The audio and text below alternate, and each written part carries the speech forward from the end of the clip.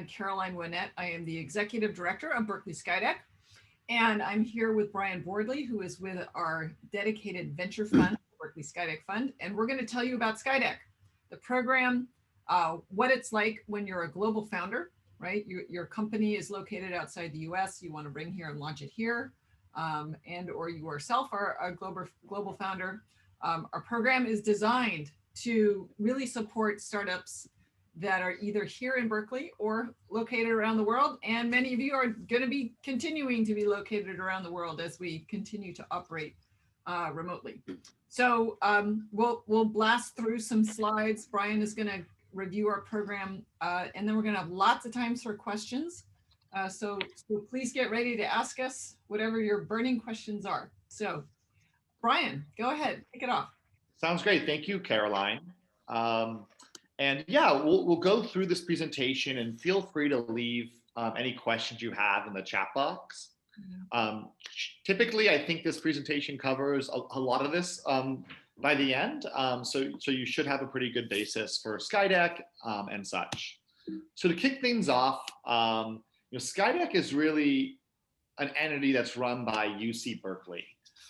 It's led by Caroline Winnett and is underneath the Dean of the Business School, the Dean of the Engineering School, and the Vice Chancellor of Research at Cal. So it's truly a Berkeley-run and a Berkeley-led program. The SkyDeck Fund, which is where I work, is the partner investment firm of the SkyDeck Accelerator. This fund is backed by folks like Sequoia Capital, Mayfield Fund, Canvas Ventures, Sierra Ventures, and it's the entity that invests $105,000 into every company that comes to the program. It is two separate, different organizations, but we have a partnership together in order to make sure that all the companies succeed in this program. On a very high level, and I promise we will dive into more details on this, as well as talk through how the program has changed during COVID. SkyDeck is a 6-month-long accelerator designed for early stage startups to establish a presence in Silicon Valley. And we'll definitely talk through more of that. It's designed for any University of California affiliated founder, student, alumni, professor, grad student, researcher who wants to come through, as well as for international founders who want to really access and grow in Silicon Valley. But all of our teams share a common characteristic of wanting to raise this true institutional round of funding, this $2 to $5 million round. And SkyDeck really offers this direct access to Silicon Valley through the collective resources that UC Berkeley, this world-renowned institution, has to offer. I always start with, why should startups consider, raising money in Silicon Valley? I think we're a big believer at SkyDeck and the SkyDeck Fund that it's never been easier to start a company anywhere in the world. There's a lot of great governmental support. There's a lot of great angel investments. There's a lot of great industry trends moving in those directions. But what Silicon Valley still has to offer is truly an unparalleled funding ladder with tens of thousands of angels, hundreds of pre-seed investors, hundreds of seed investors, hundreds of A investors, dozens if not hundreds of B investors, all the way up the capital ladder to IPO. That process is very well defined and it really works in a succinct way. Due to some of those dynamics, right, the supply and demand, as well as just the history here, the success here, investors here typically will take greater risk tolerance than a lot of other regions, as well as offer a lot more favorable deal terms than some other ecosystems. Founders are also immersed, I think, in a very supportive environment. I think it's always fun. You can really walk into, well, you used to be able to walk into any coffee shop inside of the Bay Area, and there was probably a founder there trying to build a startup in the Phil's coffees or the blue bottles. And so I think, most people here are working inside of technology. Most people here know people working inside of startups or big companies. And so there's just a lot of network to share. I think people are very fluid with their networks here, which is really supportive to early stage founders who talk to a lot of people. Why UC Berkeley? I'm a Berkeley alumni. Caroline is a Berkeley alumni. We're a big believer that great founders come from every university. But what Berkeley has to offer that I think is so great for startups is really in a few categories. First and foremost, I think the alumni network we have at Berkeley rocks. It's large, about 500,000 folks. And it is the biggest feeder school of talent into Silicon Valley because of the size of this university. It's hard to find a Series A or let alone a Series B company in Silicon Valley that doesn't have a Berkeley alumni there that we can ask for help from. So SkyDeck really taps into these alumni and that Berkeley has to offer. Berkeley itself is quite a leader in terms of academic research, and has really shaped the development of Silicon Valley for the past 60 years since it's really gotten its name. Steve Wozniak, one of the two Apple founders, is a Berkeley alumni, and the list really goes on and on. It also has a very large undergraduate and graduate population, along with professors. And a lot of these people are very interested in startups, want to work at startups, want to help startups. And so there's a lot of great talent to access from the undergraduate population, graduate school, as well as the alumni network. And then proximity here, I don't know how much you all know about the geography of the Bay Area, but maybe 20, 30 years ago, there was a lot of things centered in Palo Alto, in Menlo Park. But over the last 8 years, the Valley's really moved up to San Francisco, where Berkeley is about a 22-minute train ride away. So it's very easy to access, and it's very easy to get folks to come here as well as for our teams to go there. SkyDeck companies truly come in all shapes and sizes. We've backed very early stage ideas along with companies that are even 4 or 5 years old. But I would say the typical SkyDeck company is about 6 months to 3 years old. They have some kind of customer traction. On the low side, if they're a very technical company, maybe this is unpaid pilots, letters of intents, paid pilots. And on the high side, we've had companies come to us with anywhere from $3K a month, $20K a month, even $80K a month in recurring revenue. And so it really has quite a large range of different traction points. Companies that are earlier stage, I think really in terms of traction, really benefit from validating the product market fit. Companies that already have revenue really benefit from the go-to-market expertise we can provide, as well as the large access to the customer base. Nearly all the companies have some kind of innovative and interesting technology built. Maybe it's not a full-fledged MVP or product, but there's probably some kind of demo core technology that shows us the team can build something and really validates that this technology is real. And from a funding standpoint, we are first check investors in some of our companies. But many of our I would say probably we're first check investors in about 25% of our companies. 50% of our companies have raised somewhere between 100K and 500K.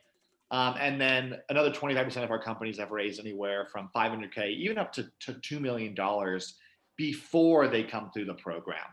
So they really come to us at these kind of different shapes and sizes, but they're all looking for that institutional seed round, this $2 to $5 million round of funding that they know they need to raise to build this business. What's happening during the SkyDeck program? There's a lot of great accelerators out there in the world. There's Y Combinator, there's Techstars, there's Alchemist, I'm just startups, and many, many more. What we really focus on, and I think what we've really done is establish probably, a little biased here, but probably the most hands-on program that's available for startups at the stages that we look at. It's 6 months long, and so it's really designed, not to have companies, come in for a couple of weeks, learn a few things, and then raise money. But we really look holistically at the business. So in the first 6 weeks, the teams are trained. They get to through various kind of sometimes basic, sometimes advanced techniques in entrepreneurship. They meet they meet a bunch of advisors and then pick 3 equity-free advisors to really be their key advisors for this program. And you can see on our website, I'll show you a link soon that outlines who these advisors are. And then we help them really establish some KPIs, some milestones, some goals that they really need to hit in order to fundraise. And that's kind of all within that first 4, maybe 6 weeks, depending on what's going on overall with the program.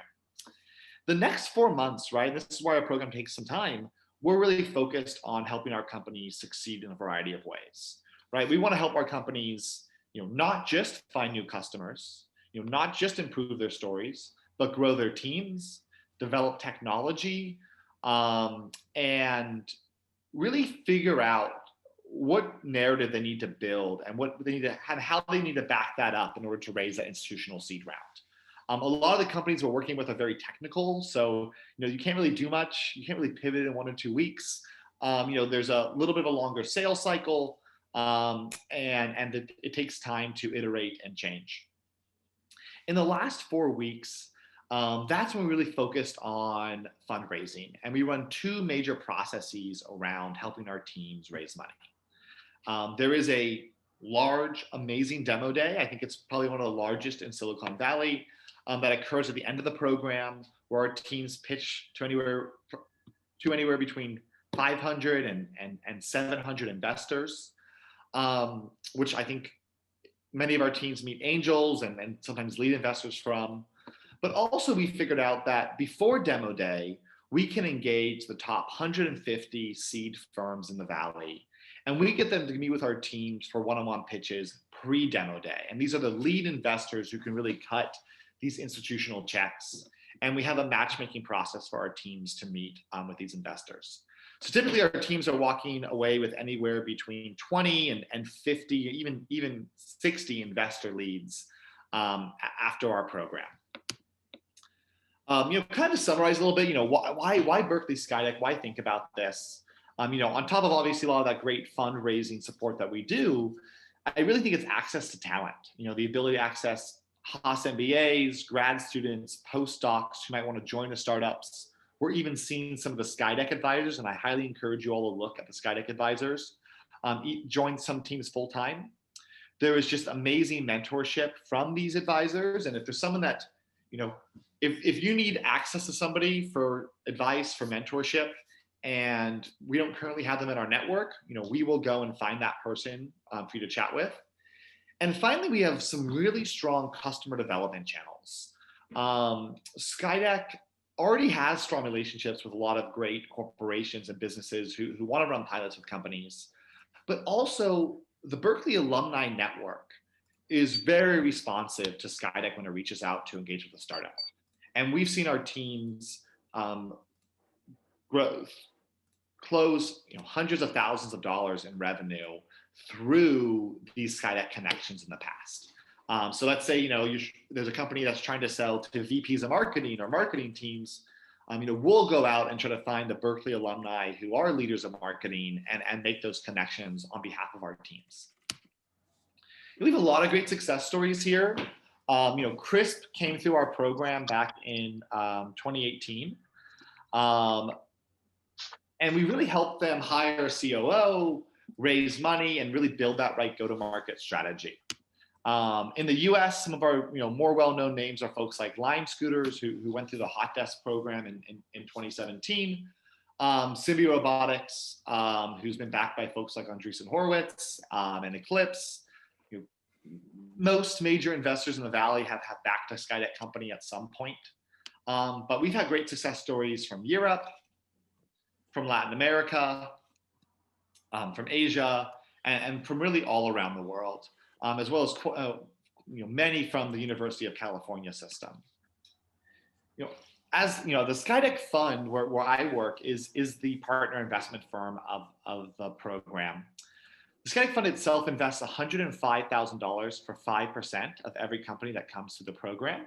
And there is a $5K program fee. So it's really kind of a net $100K for that 5%. We make sure our companies build a Delaware C Corp in order for the fund to invest. And typically we're investing $105K through an investment instrument called a SAFE. It's very standard in Silicon Valley at a $2.1 million valuation cap. That being said, it's very common for our companies to have previously raised money at a 4, a 6, an 8, even a $10 million valuation cap before the program. And in these instances, there's still a net, 100K for 5% that's going to occur, but we are able to really transition that and take some common shares, invest some money through a SAFE, which is slightly more founder friendly and doesn't trigger certain most favored nation clauses and makes previous investors happy. If this is a concern that you have, I highly recommend for you to apply, get to know us, and it's something that we can talk through during that interview process and have our teams have you chat with some of our alumni teams who've gone through the same decision-making process. I think we've covered a lot of the basics, but just to really clarify, people always ask, do I need a UC Berkeley affiliation in order to join the program? No, any international company or any University of California affiliated company can apply to SkyDeck. And then during the program, we're going to work to give you those Berkeley ties, those advisors, those mentors, those employees, maybe those co-founders to help your startup succeed. SkyDeck itself does help companies transition to the United States by giving some advice and as well as connecting the folks with the right legal partners, sharing details on housing. We've helped dozens and dozens of companies do this over the past 3 years. And so we do have an expertise in this transition. And I think we'll talk at the end a little bit about how we've transitioned to a COVID world and a quarantined world. Stage of startups, we did cover this earlier, but typically it's companies that are 6 to 36 months old, sometimes younger, sometimes older, but many of our companies fit in that range. That typically have some kind of customer validation, probably have raised money, but it's not required. If you feel like you're too early a stage, please feel free to apply anyway. We definitely back founders that we really like. If you think you're maybe a little too late stage, I think I would also encourage you to apply. Many of our companies come in thinking they're a little late stage and figure out after meeting us that they were really right in our sweet spot. And then industry-wise, we take teams from all shapes and sizes. We've had egg tech companies from Russia. We've had satellite companies from Argentina, biotech companies from Berkeley. So I think we do everything. I think we do have a little bit of a specialty around kind of things that are harder tech. About 30 to 50% of any given cohort can potentially be PhD led. But that means, 50 to 70% of any given cohort is potentially not PhD led. So we do like more technical teams. But please apply regardless, and we can best filter you throughout our interview process. So that's kind of the end of that. I think maybe before we finish things, take the questions that are in the chat. I know there are tons, and we really appreciate them. I'll let Caroline maybe talk a little bit through some of the adaptations we've made to the program since COVID. Just my 2 cents. I think we've done it very, very well. But I'll let Caroline kind of dive into some of these details. Caroline, you want to chime in here? Sure. Yeah. So, big question, are we going to be remote or in person? Obviously, at this point, everything is still remote. When will we open up? I don't know. What I can tell you, we are a University of California at Berkeley program. So as such, it's a campus decision. We do know that the campus has said that we do intend to have in-person instruction in the fall. The fall semester begins in August. We hope that we can open then. We don't know. But here's what we do know. We're now just about in the middle of our second remote batch, and it's going, I have to say, like Brian said, really remarkably well. We found that a lot of what we just do all the time anyway kind of lent itself to remote. And in some ways, some things are actually better. So what's better? All the advisors that participate and come to meet you and come to advise you don't have to get in a car and struggle with the demons of Bay Area traffic. So they're very, very active, even more so. For some of you, not having to move can be a big benefit for you, right? For a lot of reasons, business, personal, whatever. I'd say the single hardest thing Well, there's two hard things. One, and there's two hard things that are hard at any remote program, and one is building community. So we've learned a lot the last two cohorts about how to do that. So I think we've gotten really good at trying to make sure that you all get to know each other, because you're not going to hang out in front of the water cooler or the Nespresso machine. We have a very nice Nespresso machine for when we're back in person, um, to meet each other. So how do we enable that? And the second one is time zones. So if anybody here is in the middle of the night, you know what I'm talking about. But we're quite pleased with how well we've been able to completely run our program remotely. And really, there isn't anything that we did before that we can't do now. Everything, all the programming, meeting with advisors, introductions, and of course, demo day. So so that's all going well. Ask us more questions about that if you want. Yeah, I'll just be quick on there too. I mean, just as someone who's been around a lot of sort of ecosystems as well, is it's now even harder for a lot of founders to, hustle their own networks and build their own networks. And so in some ways, we think being a part of a community like SkyDeck with established trust, with an established network, with established validation, that's become even more important in the time of COVID.